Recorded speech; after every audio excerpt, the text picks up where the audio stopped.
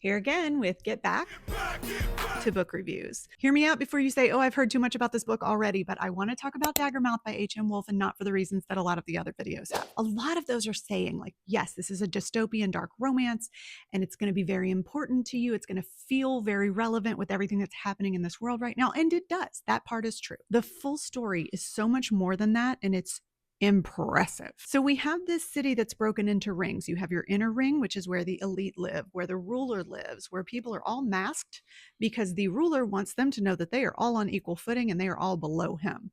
Now, his rule is set to be passed down to his son. His son is currently the executioner of the city. So, in the middle of this gleaming, beautiful lifestyle that the central people are thought to have, there are public executions every single day.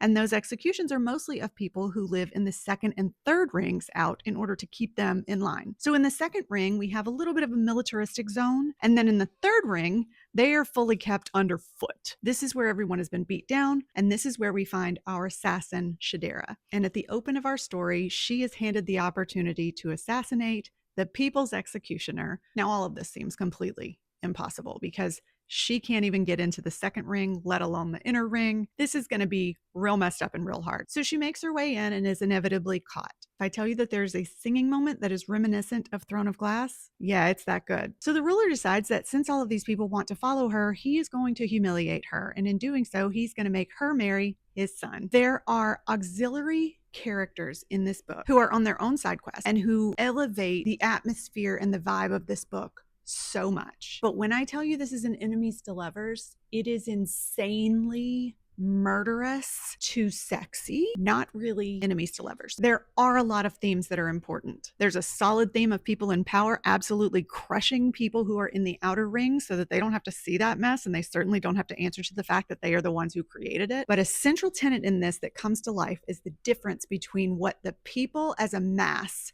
can do versus what even just a few in the inner circle can do in order to make things right.